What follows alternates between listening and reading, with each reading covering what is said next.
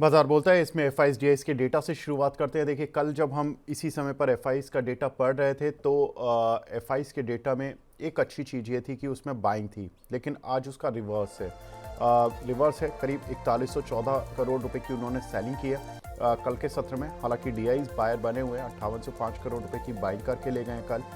तो नेट में institution side से 1700 करोड़ रुपए का सपोर्ट तो मिला, लेकिन जब तक एफ की कंसिस्टेंट बाइंग नहीं आती मार्केट में, एक ट्रेंड, डिसाइसिव ट्रेंड जिसको हम कहते हैं, वो नहीं मिल पा रहा मार्केट को, क्योंकि एफ नदारद है। एक बार देख लेते हैं आज ग्लोबल इंडिसेस का क्या हाल है, क्योंकि यूएस में जो शटडाउन था, अब उस पर क्लैरिटी आ गई है कि वो अब आगे खुल जाएगा, और जनवरी से जो डिपार्टमेंट में कुछ कुछ डिपार्टमेंट में ले ऑफ हुए हैं, वो सब वापस हो जाएंगे। तो डाउ में कल तेजी आई करीब 1% की इस खबर से।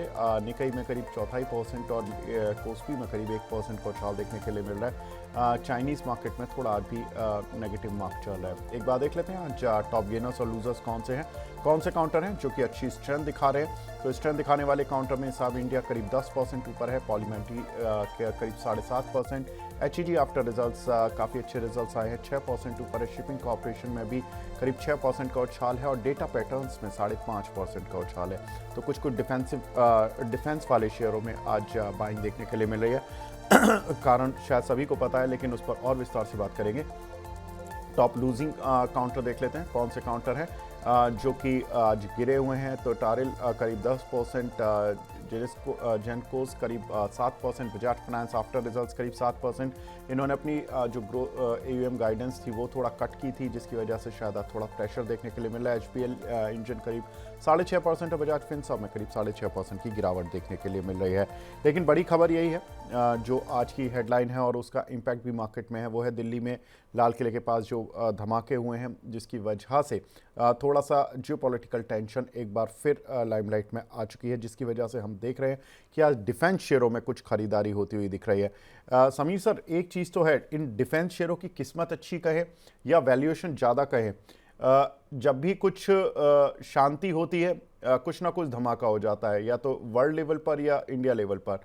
और इनमें जैसे ही कुछ थोड़ी बहुत शांति आती है शेयरों में, तुरंत इनमें एक बाइंग के लिए कुछ ना कुछ मोमेंटम मिल जाता है। ये मोमेंटम ऐसे ही बना रहेगा और इसमें पैसे कमाने के अभी भी मौके हैं इन शेयरों में, या नहीं है? जी, अगर आप लॉन्ग टर्म इन्वेस्टर है तो आई थिंक डिफेंस में अभी भी अपॉर्चुनिटी है। पर नेक्स्ट 1 to 2 years में मुझे नहीं दिख रहा है कि आपको कुछ अच्छे रिटर्न्स आएंगे, क्योंकि आपने जो कहा कि वैल्यूएशंस ऑलरेडी पहले से काफी बढ़ चुके हैं। And let's go back one step पहले कि आप हम लोग ने जस्ट अपने प्रीवियस कॉन्वर्सेशन में बात की थी, you know how mid caps and small caps में वैल्यूएशन मीन रिवर्जन हो रहे हैं, they correcting because they had run up. Fundamentals तो अच्छे ही थे, no doubt, but the PE multiple expansion या price to book multiple expansion या आपको जो भी valuation EV by EBITDA, EV by ton, जो भी वैल्यूएशन मल्टीपल अलग अलग सेक्टर्स में देखते हैं, वो सब मूव अप हुए थे। और मेरे हिसाब से डिफेंस में भी एक वेरी सिमिलर स्टोरी जैसी है, जहां valuation multiples have moved up because of growth opportunity expectation. And we are not denying कि ग्रोथ नहीं आएगा, पक्का आएगा, because government of India is spending more on defense globally, defense spends are going up, क्योंकि आपने rightfully कहा कि कुछ ना कुछ होता ही रहता है कहीं ना कहीं। यूक्रेन की वॉर नहीं एंड हो रही है, Ukraine Russia, so you know that demand for defence equipments remain strong. So long term अच्छा लगता है क्योंकि ग्रोथ आएगा, बट मेरे हिसाब से यहाँ पे भी एक मीन रिवर्जन जब होगा, HAL which used to probably, अगर आप देखें तो you should trade at 20 to 25 times earnings, या you know much lower than where it currently trades। आप अपने शिप बिल्डिंग कंपनीज देख लीजिए, all of these. So two things have to happen. Either the stock goes in a sideways correction till earnings catch up, या फिर value stock corrects in price so the the valuation can come to more reasonable levels based on current earnings and 1 year forward earnings। तो मेरे हिसाब से these newses will make the market move। एक दिन में 5% ऊपर, 10%, ये ट्रेडर्स मार्केट है, आप ट्रेडिंग कर सकते हो। But if you're a long term investor, I would like to say wait a little bit longer। You will probably get these stocks even 5% lower or 7% or 10% lower 6 months down the line या 1 year down the line। So not only are you saving the interest cost जो आप पैसा deploy कर रहे हैं plus you getting 10% cheaper, then आपके returns better रहेंगे। तो लॉन्ग टर्म बुलिश, पर short term I am not recommending a buy on anything. जी सर, ये जो लाल किले पे के पास जो कल धमाके हुए, इसमें गवर्नमेंट इस तरह से स्टेप ले रही है कि इसको टेरर अटैक मानते हुए वो एक्शन ले रही है। लास्ट टाइम भी जब एक अटैक हुआ था पहलगाम वाला, तो उसमें जो नाम आया था वो पाकिस्तान से लिंक हुआ था, और उसके बाद हमने देखा कि अगले 15 दिन किस तरह से गुजरे थे। तो वॉर होते होते ही बची थी, एक मिनी वॉर तो हम कह ही सकते हैं कि हो ही गई थी, और उस समय पर डिफेंस शेयरों ने एक अच्छी स्ट्रेंथ दिखाई थी। अभी ये पहला एक्ट है कि हम अभी इन्वेस्टिगेट कर रहे हैं, भारत सरकार, कि ये टेरर अटैक है और इसके लिंक कहाँ से हैं। हालांकि कुछ इस तरह की भी रिपोर्ट्स आई थी। आई am not very much sure कि वो एलईटी, लश्कर तौयबा का नाम शायद उससे लिंक हो रहा है। अगर ऐसी चीज़ें लिंक होती हैं दोबारा, और दोबारा से जियोपॉलिटिकल रिस्क गरमाता है, तो क्या इनमें शॉर्ट टर्म कुछ प्ले किया जा सकता है, और करना भी है तो किस काउंटर पर करना चाहिए, ठीक कौन सा रहेगा? सो फर्स्ट ऑफ ऑल, जो आपने कहा कि अभी तक आउटकम नहीं आया हुआ है कि एग्जैक्टली exactly हुआ क्या था, तो to make a decision based on that बहुत मुश्किल होता है। बिकॉज अगर वो टेरर अटैक नहीं, या फिर it's just a regular mishap जो हुआ है, mean I don't have an answer, तो then why should we even think about defence counters rallying in the short term. दूसरी बात, अगर ये if it is a terror attack and if it gets linked कि पाकिस्तान से, या LET आपने जो कहा, या फिर कोई ऑर्गेनाइजेशन जो पाकिस्तान बेस्ड है रहता है, and India decides to attack again, और नॉट अटैक, रिटेलिएट, मैं आपको बोलूं रिटेलिएट अगेन, देन काउंटर्स जो इमीडिएट बेनिफिट ले सकते हैं, या companies something like a Bharat Forge जो मिसाइल्स बनाती है, या एस्ट्रा माइक्रो, मिशारी धातु, बीईएल जो इलेक्ट्रॉनिक्स बनाती है, फॉर ऑल ऑफ दीज, ये काउंटर्स में शायद अपटिक पहले होगा।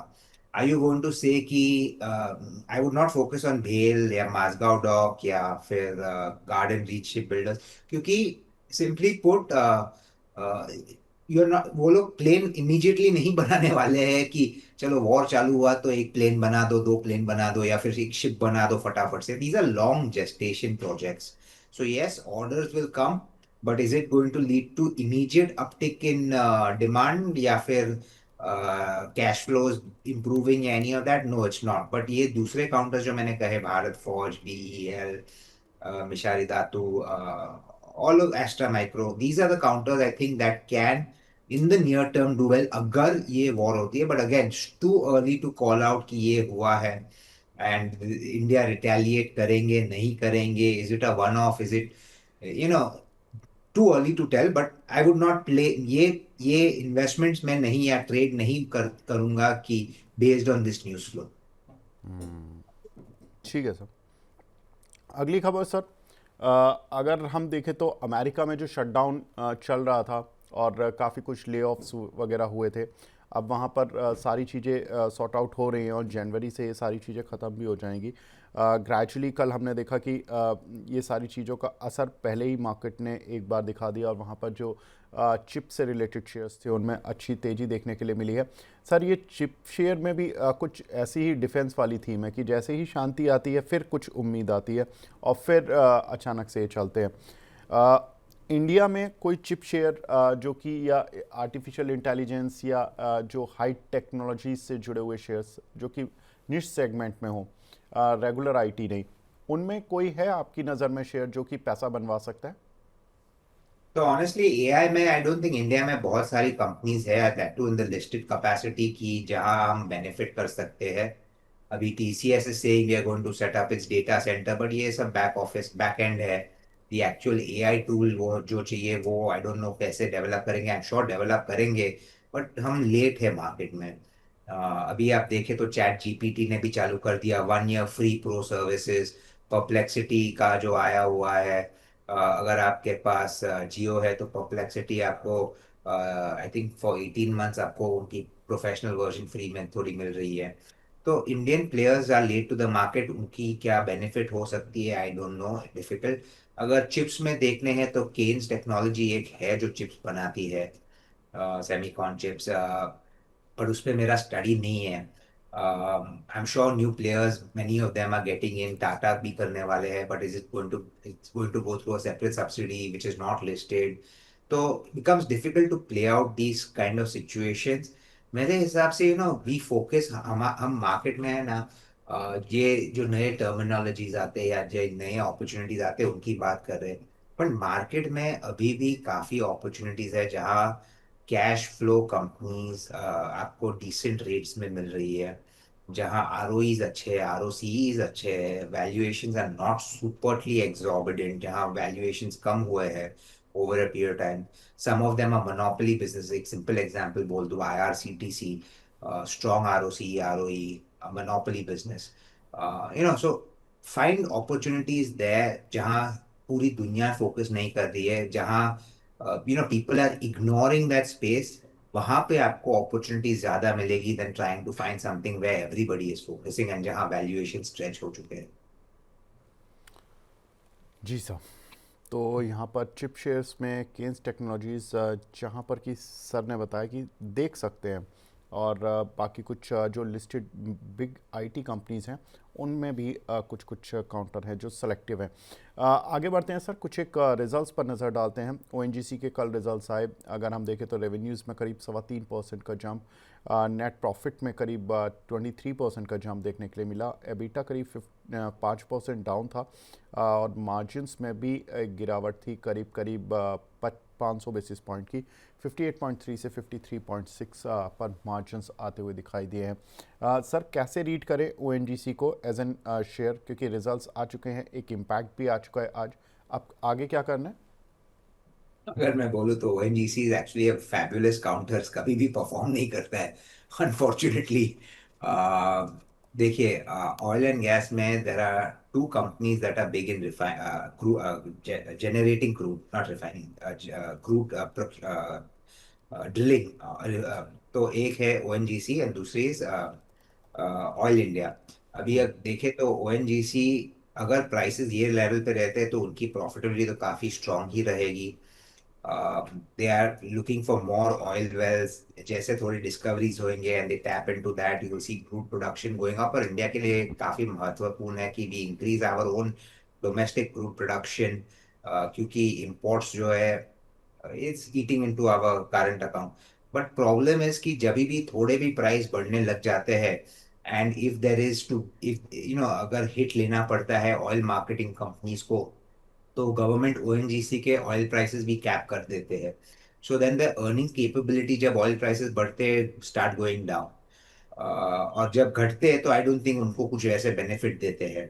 ONGC has one big advantage कि if you look at, he is actually a fully vertically integrated player, क्योंकि he is the parent of HPCL. तो उनका क्रूड होता है, फिर रिफाइनिंग एचपीसीएल में, और ऑयल मार्केटिंग एचपीसीएल से होता है। But after having such strong fundamentals and opportunity and all that, ये स्टॉक कभी भी परफॉर्म ठीक से नहीं करता है। So from that reason we have said कि let's look at other counters जहाँ मार्केट का कभी भी फैंसी आ सकता है, जहाँ गवर्नमेंट इंटरवेंशन उतने नहीं रहते हैं। This is one counter which आपको स्टेडी रिटर्न्स डिविडेंड्स मिलेंगे, but if you are expecting multi bagger, ये यहाँ से तो नहीं लगता है मुझे कि होगा वैसे। ठीक है सर।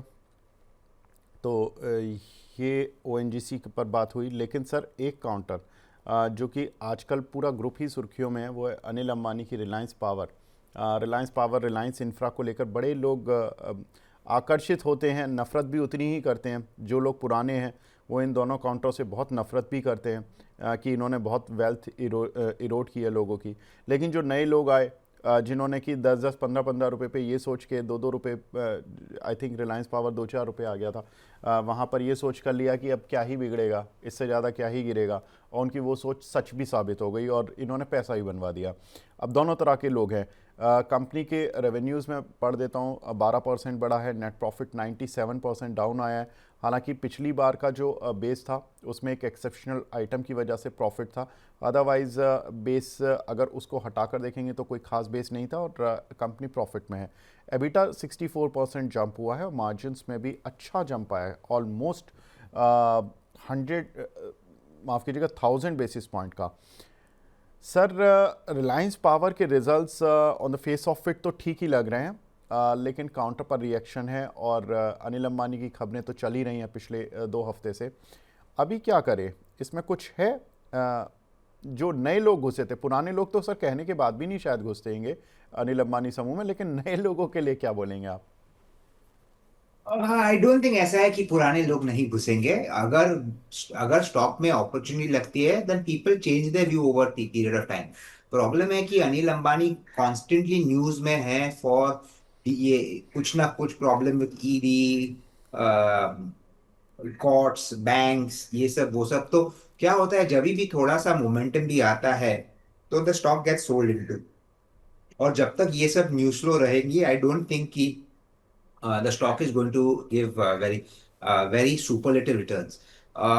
रिलायंस पावर का अगर आप देखें तो प्रॉफिट्स, आपने राइटफुली कहा कि अच्छे से बढ़ रहे हैं, उनकी कैपेसिटी ऑफ पावर जनरेशन बढ़ रही है, उनकी यूटिलाइजेशन बढ़ रही है। सो ऑल ऑफ, अगर इफ वी रिमूव कि ये अनिल अंबानी ग्रुप कंपनी थी, अगर मैं नाम निकाल दूं और आपको सिर्फ नंबर्स दिखाऊं, and if you look at it then people will say ये टर्न अराउंड स्टोरी है, इसमें अपॉर्चुनिटी है। अगर आप दूसरे पावर कंपनीज के बेस्ड ऑन प्योर कैपेसिटी अगर आप इवेल्युएट करते हो तो अपॉर्चुनिटी है। But like you rightfully said कि क्योंकि अनिल अंबानी ग्रुप है एंड ये न्यूज में है, नेगेटिविटी है, अगर ये न्यूज फ्लोस कम हो जाते या बंद हो जाते, या if once and for all the case can be closed कि देखिए अभी ये सब हो गया है and whatever it is, वो एंड रिजल्ट अगर आ जाता है, आई थिंक उसके बाद ये सब stocks, Reliance Infra, Reliance Power, can actually do well. क्योंकि opportunity, I mean they are growing the profitability, if you look at it, they, उन्होंने डेट रिड्यूस किया हुआ है, सब कुछ किया हुआ है। So the runway is there, but simply ये नेगेटिव न्यूज फ्लो ये स्टॉक्स को थोड़ा सबड्यूट रख रहे।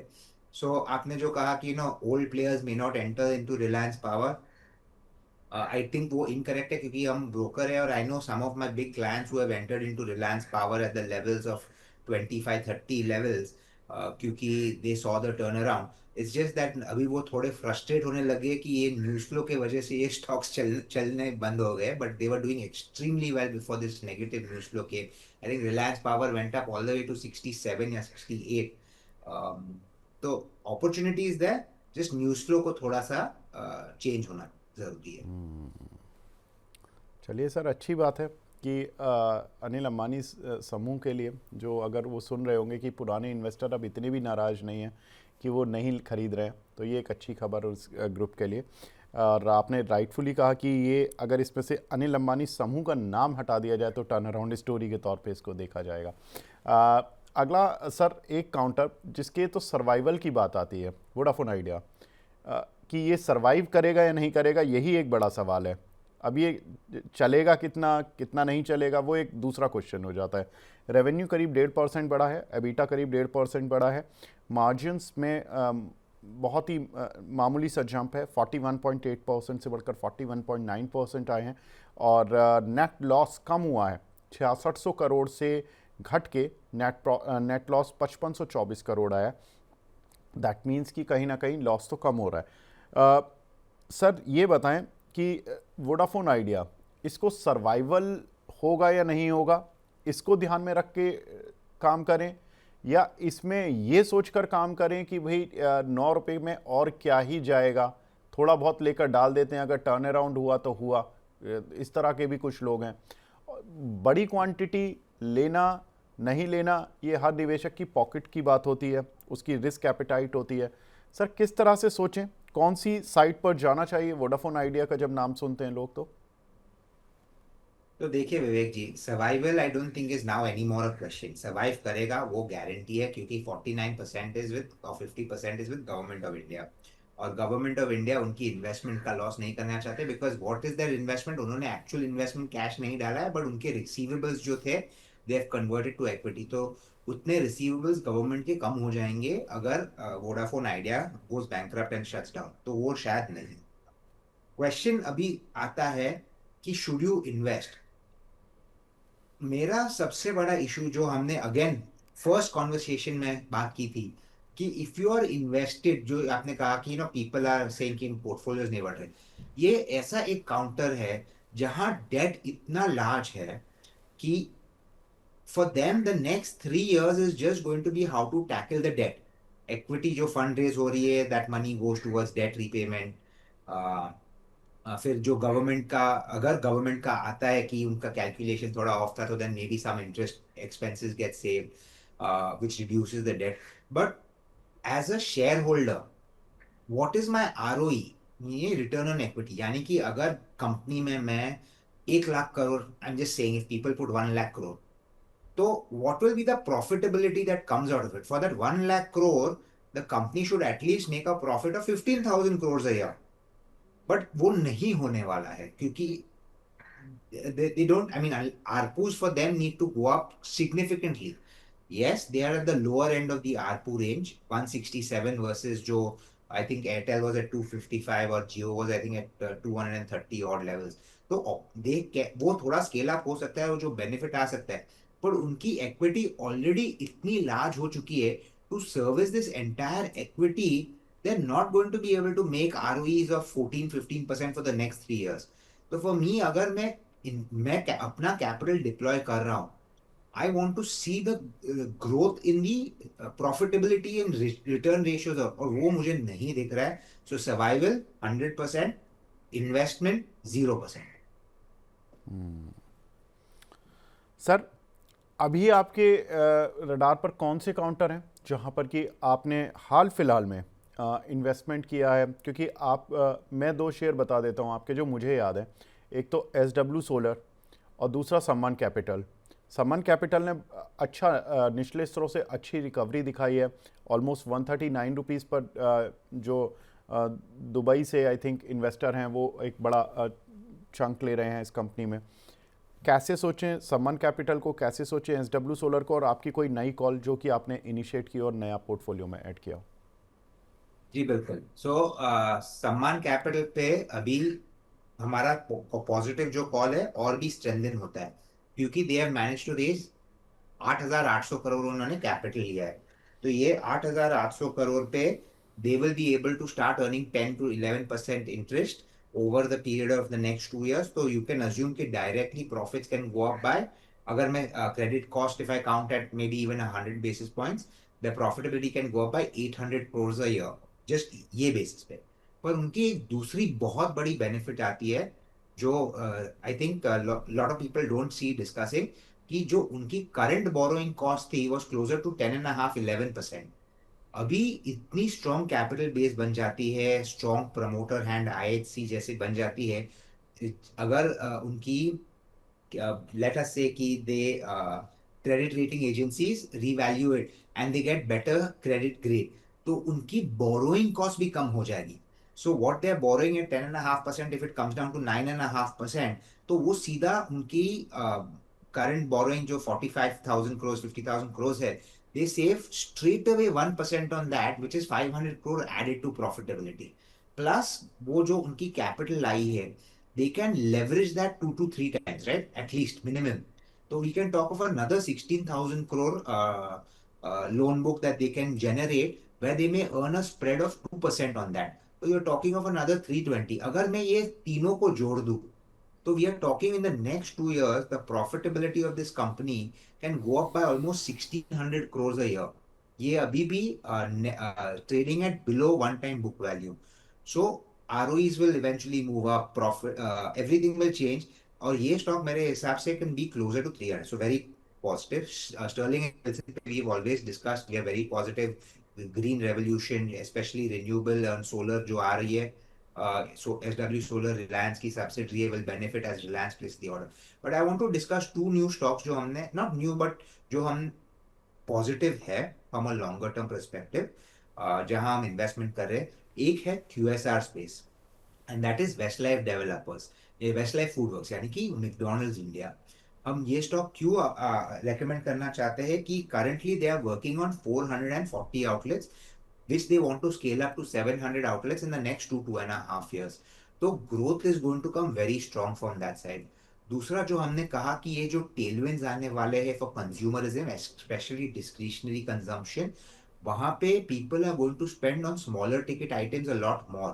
So खाने जैसी चीज, डाइनिंग आउट एट मैकडोनल्ड्स या ऑर्डरिंग इन एट मैकडोनल्ड्स, मेरे हिसाब से वहां we are going to see good growth. और अगर हम देखें from the last 2 years, same store sales growth has been negative for 2 continuous years. तो even if they just go back to their last high sales that जो उन्होंने achieve किए थे of 63,000 per store per day, if they can just move back to those levels, तो मेरे हिसाब से इसकी profitability काफी बढ़ेगी. And if over a period of time consumerism India में बढ़ता है over the next 2 to 3 years, and we can go up from not only जो historic high but from there another 10%, मेरे हिसाब से this is a stock, I'm sticking my neck out and saying this, can move up from 500 levels to 3,000 levels over the next 5 to 6 years. This can be a multiplier effect. अगर आप देखें कि growth आती है which we are expecting, I am not saying it will go to that level in 5 years, but possibilities it can. और अगर वो भी होता है तो it can go up even higher. जब ये 200 स्टोर्स पे था, नोबडी थॉट 200 का भाव 800 होगा, but it happened. we and then of course it's corrected, but now we feel that targets can move up significantly. तो एक ये है. और दूसरा एक स्टॉक जो मुझे प्रॉफिटेबल दिखता है अभी भी, और हमने ऐड किया है पोर्टफोलियो में, IGIL करके, इंटरनेशनल जेमोलॉजिकल इंस्टीट्यूट लिमिटेड, जो डायमंड की परख करती है. In the sense they give grades to diamonds, not only natural diamonds but also lab grown diamonds. तो अगर लैब ग्रोन डायमंड्स की हम बात करें तो उसमें एक्सपोनेंशियल ग्रोथ अपॉर्चुनिटी है, specially for the large diamonds, 1 carat, 2 carat, 3 carat, 5 carat. आज आप 5 कैरेट लैब ग्रोन डायमंड ले तो it's affordable by a huge number of people, जो नेचुरल डायमंड में नहीं था. So if you can get that graded, if you can get that you know valued, then I think ये इसकी demand बढ़ सकती है. और IGIL as a cash rich company, growing 20% की प्रॉफिटेबल ग्रोथ हुई है for the current year.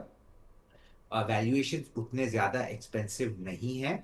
Yes, market में फियर है कि चाइना में लैब ग्रोन डायमंड्स की इतनी भाव घट रही है कि what is the need to get lab grown diamonds valued. और अगर वो होता है तो then opportunity for IGIL obviously reduces. But मेरे हिसाब से लार्ज डायमंड्स पे अभी भी अपॉर्चुनिटी रहेगी. यस, स्मॉलर हाफ सेंट ये सब पे शायद नहीं होगी लैब ग्रोन में, but on the larger diamonds this will happen. And ये बिजनेस ग्रो करेगा over a period of time. Like I said, debt free, low investment, ROC strong है. तो ये एक इन्वेस्टमेंट हमने किया हुआ है. एंड आई वुड सजेस्ट कि आपके इन्वेस्टर्स जो भी है, viewers, please study both these companies जो हमने बात की है, and then make your investments. ठीक है sir, thank you very much for joining in and suggesting these counter sir, हमारे दर्शकों के साथ ये शेयर करने के लिए सभी शेयर्स, और इन पर अपना लॉजिक बताने के लिए स्पेशली कि क्यों इनको रखना चाहिए पोर्टफोलियो में. Thank you so much Sameer sir. जी, thank you very much Vivek. Thank you sir. आगे बढ़ते हैं. अब हमारे साथ दूसरे खास मेहमान जुड़ चुके हैं. हमारे साथ लक्ष्मी श्री इन्वेस्टमेंट के head of research Anshul Jain साहब जुड़ चुके हैं. अंशुल जी, गुड मॉर्निंग, कैसे हैं आप? नमस्कार. नमस्कार आपके सभी दर्शकों को. नमस्कार. अंशुल जी, ये बताएं, मार्केट में आज गिरावट है. दिल्ली में जो बम धमाके हुए उसका एक इम्पैक्ट इस समय मार्केट पर देखने के लिए मिल रहा है. ये कितना सीवियर लग रहा है चार्ट पर? बहुत ज्यादा तो नहीं लग रहा सर. अनएक्सपेक्टेड था. कल जिस हिसाब से क्लोजिंग हुई थी, प्रोबेबली आज एक गैप अप मिलना चाहिए था. बट अब जो न्यूज आई, दुखद न्यूज, उसकी वजह से थोड़ा सा मार्केट पे इम्पैक्ट है. बट इवेंचुअली एब्जॉर्ब कर लेना चाहिए. मेजर सपोर्ट जोन जो है, कल भी हमने डिस्कस की थी, 25,448, उसके आसपास से प्रोटेक्शन मिल रहा है. अगर ये प्रोटेक्टेड रह जाता है तो फिर ठीक ठाक बाउंस बैक कर जाएगा. तो अभी के लिए तो मैं नहीं देख रहा हूँ कि कोई लंबी डाउनसाइड खुलेगी. मेजर सपोर्ट जोन के आसपास सपोर्ट मिल रहा है. ठीक है. निफ्टी के अलावा कौन सा इंडेक्स आप ट्रेड करना चाहोगे अंशुल भाई? निफ्टी बैंक में अगर कुछ मेरा अपॉर्चुनिटी लग रही है, या किसी और इंडेक्स में?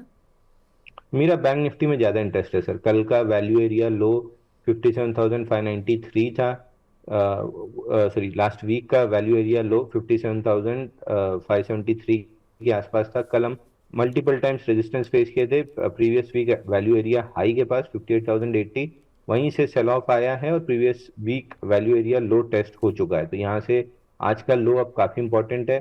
75 मिनट के चार्ट में अभी भी क्लोजिंग में 38 मिनट बचे हैं, अगर ये हैमर के साथ क्लोज करता है तो थोड़ा सा बाइंग इंटरेस्ट आना स्टार्ट होगा। तो वेट एंड वॉच पे है विद अ बुलिश बायस।